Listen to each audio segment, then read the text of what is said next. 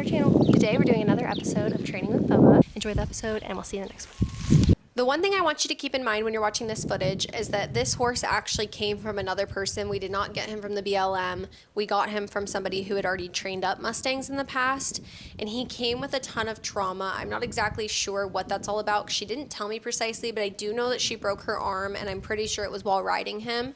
And he had some pretty visceral responses to saddling and standard conventional training. So I've completely changed my typical approach for this horse. So keep that in mind. You're going to see a big buckle here when I get on. And that's just kind of how he is. He's very flinchy and he needs a very confident rider, which has definitely given me a run for my money, but it's been really fun along the way. And we're getting some good results, which feels nice.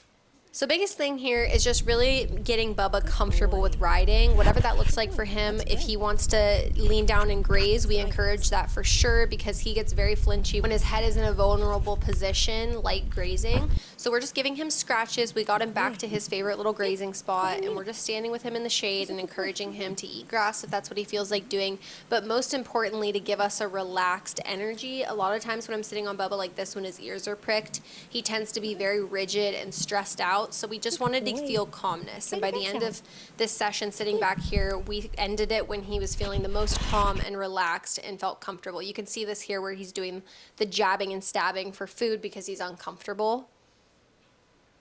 Big thing is we try to make sure not to give him any grain when he's in that type of state where he's getting nippy or bitey or flinchy. We want him to be relaxed. Good boy. I'm not sure how much training he's had before, but it kind of seems like he associates people on his back with having to work, like get to walking, get to trotting. And I've seen a lot of people who do the Mustang makeovers, and that kind of seems to be the format, is that once you're in mount, it's kind of work time. And I get that, but for bonding purposes, I'm more a fan of what we're doing right now, which is just getting on his back and getting him comfortable with weight on his back in a place where he's in paradise eating grass, hanging out in the shade. So after a while of chilling and getting massages, he really seemed to relax, and we decided it was time to head back. But you'll see that when Matt starts to ask him to head back, I gave some leg pressure, and you can see his strong reaction to that. It wasn't total fear, but his whole back ridges up, and I don't like that. I don't want him to feel that way about me touching him, so I proceeded to apologize and said, it's okay.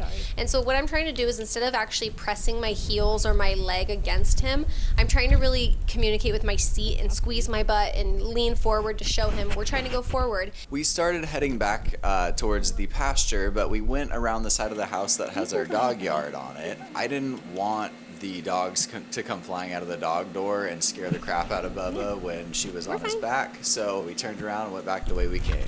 This wasn't always fast. We definitely had some points where he was grindy and he didn't want to move forward because this was the longest I'd sat on his back.